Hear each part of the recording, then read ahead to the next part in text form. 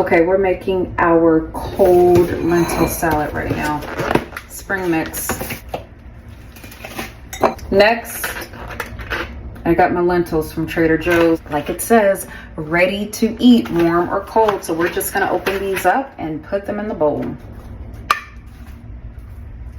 Next, I have, one fell. Cut up some tomatoes and cucumbers, and I'm just gonna throw those on top.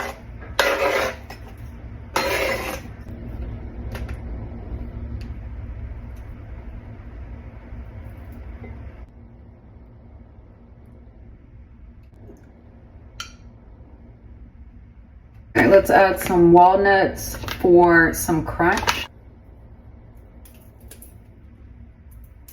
We'll do some balsamic vinaigrette and some olive oil for the dressing, and then we'll just add a little black pepper on top.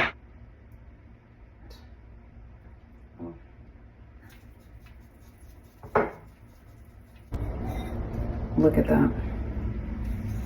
Look at that. That is so good. Oh my gosh. So this is my dinner. This is a quick, easy lentil salad. Not that many ingredients. Very healthy though. Give it a try.